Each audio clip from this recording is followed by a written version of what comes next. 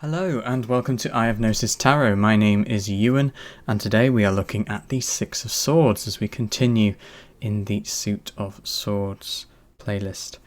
And if you haven't seen the previous cards, I highly recommend looking back at this playlist and looking at them to give much greater context to this card, and also looking at the playlists for the Suit of Wands and the Suit of Cups.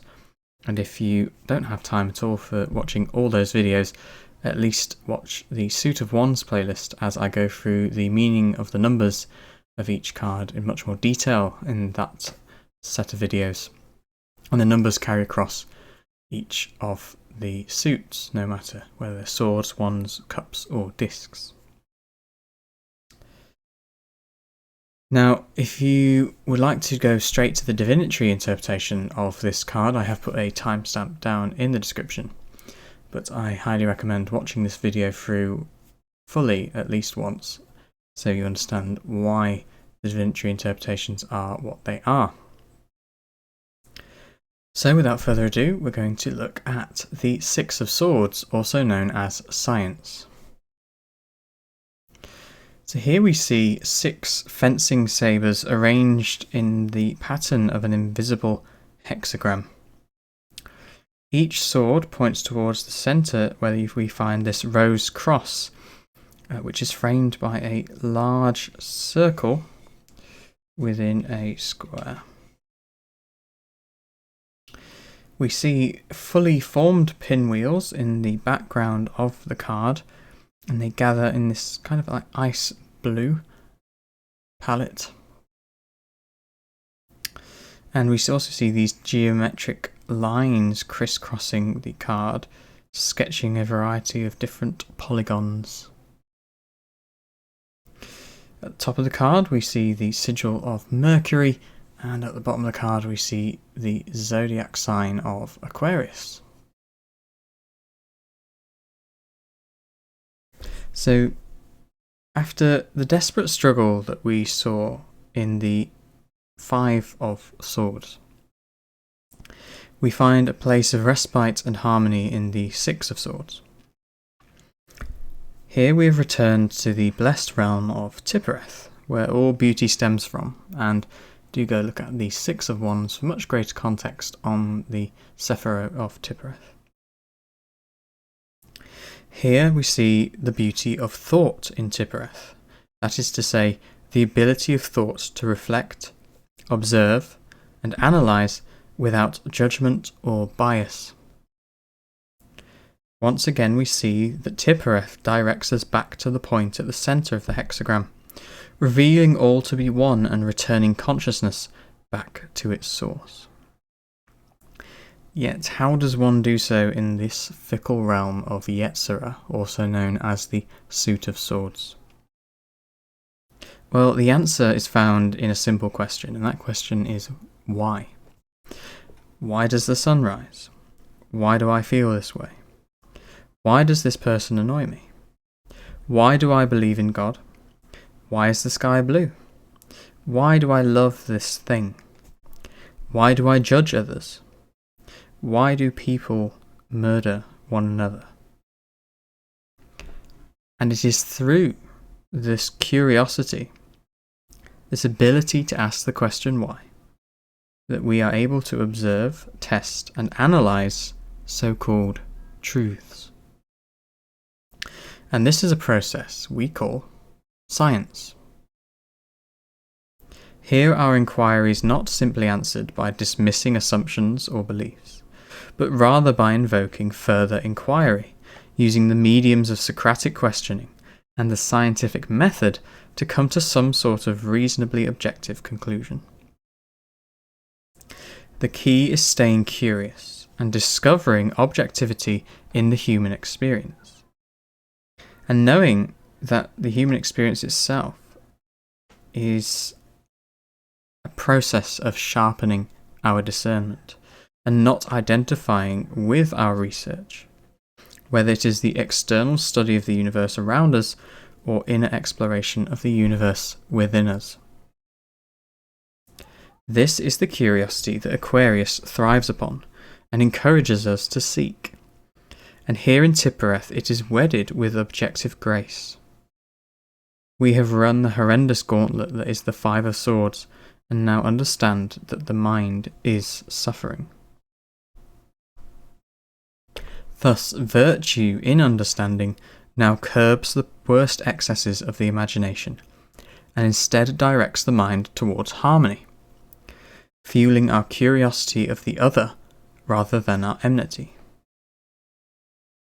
In other words, the number 6 in Yetzirah, in the Suit of Swords, recognizes that to truly know and understand ourselves, we must also know and understand the selves of others and the world we live in. Once again, we see compassion expressed in Tippereth, and we reveal the pinnacle of the scientific endeavour, to discover objective truths that allow us to alleviate and/or prevent suffering.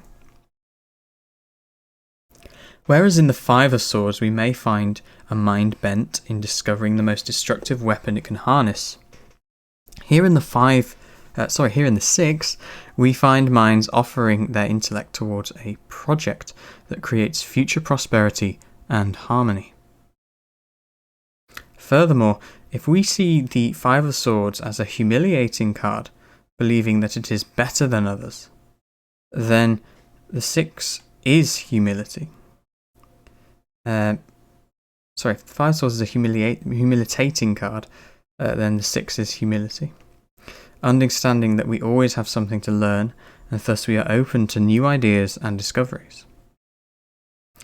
In the Six of Swords, we learn about and from the world, others, and ourselves. We have observed past mistakes, and now we adjust the perimeters of this experiment we call life to create a different outcome or accept the conclusions of our findings. It is for this reason that this card is heavily associated with travel in other tarot decks, for learning is the longest journey that never truly ends. So now we're going to look at the symbolism in this rather complicated looking card.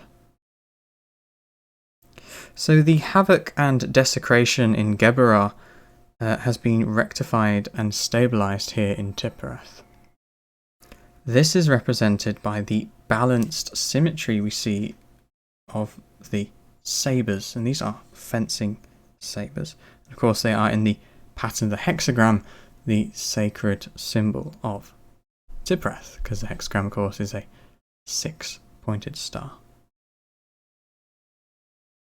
The hexagram symbolises a balance between spirit, which is also known as consciousness, and nature, which we can also call matter. And this is something we talked about in the Six of Wands and the Six of Cups. So here in the Suit of Swords, the realm of thought, we have submitted humbly to the perfection of balance.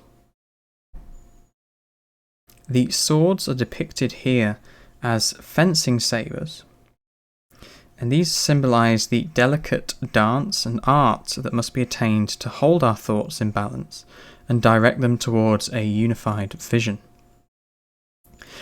The fencing sabre is a genteel weapon and designed for both thrusting and cutting, yet in a sport where no lasting damage is done nor attempted.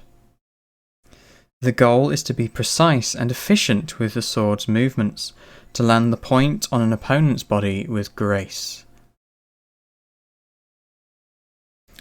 And when we look very, very carefully at the pommels of each of these swords, we see that they actually represent, they're not the same, they represent the different platonic solids and hint towards the underlying structures that support our reality. And we also see that the hilts are different colours, representing the paths of the major arcana attributed to the planets.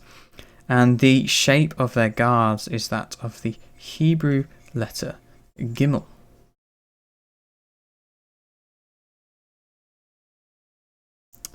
And the Hebrew letter Gimel is actually the third letter in the Hebrew alphabet, and it is attributed to the major arcana card, the High Priestess, who is the path that is taken from Tippereth to Kether in the Tree of Life. In fact, if I get the Tree of Life out now,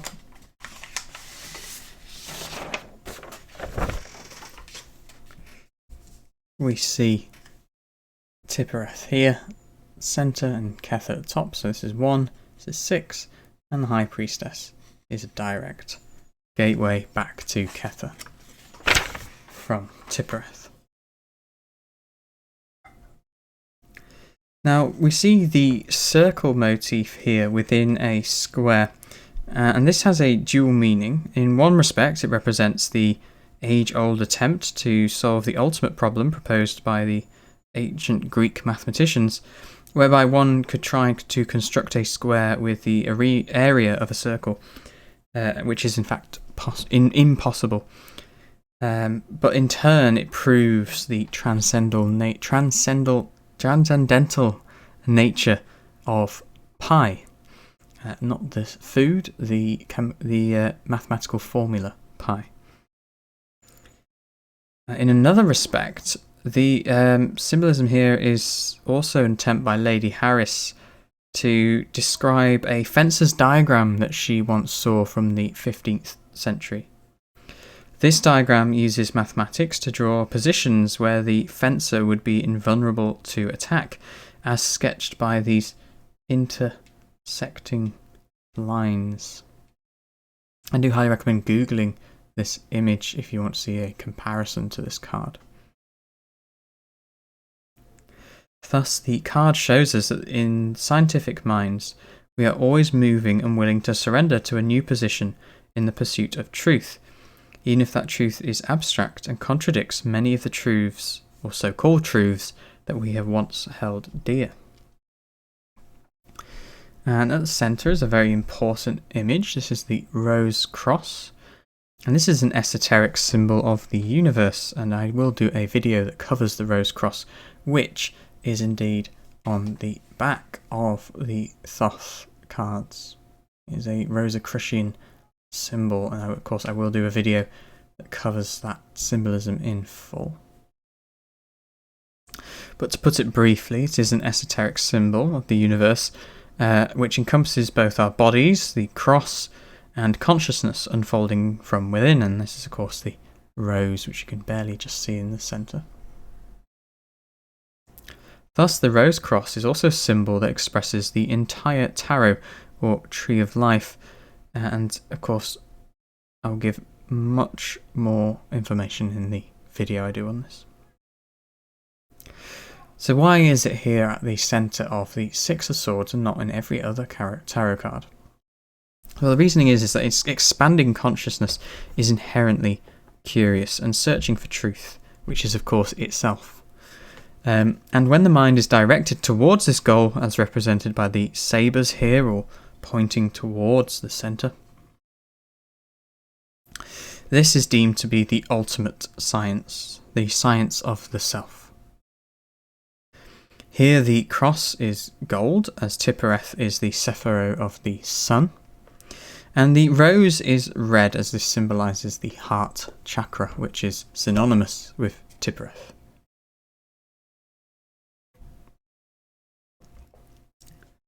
So the zodiacal placement of this card is, of course, Aquarius, and it demonstrates the beauty of the Aquarian mind rather than the disharmony which we saw in the Five of Swords. Whilst Mercury is not exalted in Aquarius, it would certainly be a strong contender for the position, as the mind is the domain of Aquarius, and Mercury rules the faculty of consciousness, or rather the conscious mind. Here, the lofty ideals and humanitarian urges of Aquarius can be realised through its own chosen medium. Furthermore, the Aquarian's pace of thought can be equally matched and thus delivered by the speed and wonder of Mercury, who is also Atu 1, the Magus. And this is the Beholder of Truth, the first card of the Major Arcana, despite not being the first card. The Fool is the first card, but the number 1 card is the Magus, the first of anything. Finally, we see these pinwheels in the background, and we've seen these before in the previous cards. Particularly in the 2 and the 4 they appeared okay, but in the 3 and 5 we've seen them being torn apart. But here we see that they are back together again. And these represent the cognitions of the mind, and they have been resembled and are now coming together to form some sort of cohesive pattern after the turmoil we saw shredding apart in the 5 of Swords. So that is the symbolism. So now we're going to go to the divinatory interpretations of the 6 of Swords.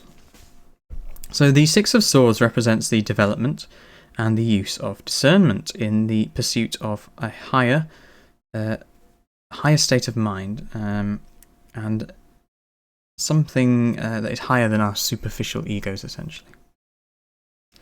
It is the point at which the mind can acknowledge when it is wrong and apologise, surrendering to its true purpose, which is the discovery of the self. Thus, once again, it is via Tippereth that consciousness comes to know itself and bathes in that most ecstatic of experiences. Now, when well dignified, this card represents discernment, humility, innovation, objectivity, problem solving, truth, organising, ease of travel, patience, and endeavour. However, when it is ill-dignified, this card can represent conceit, dominance, resistance, particularly resistance to progress, delays, doubt, and willing ignorance. So, for example, just not wanting to know something because it will go against your version of the truth. But the key concept here, because it tends to generally be a well-dignified card, is that the concept is discernment through observation and experimentation, whereby the mind reaches its highest potential.